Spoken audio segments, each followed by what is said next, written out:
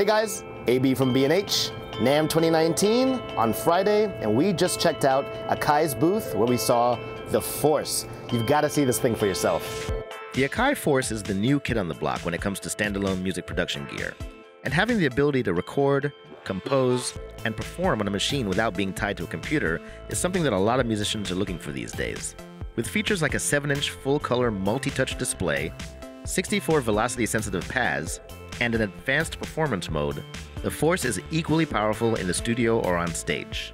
We were so lucky to get Nick from Akai to give us a hands-on demo of what the Force sounds like. You gotta hear this.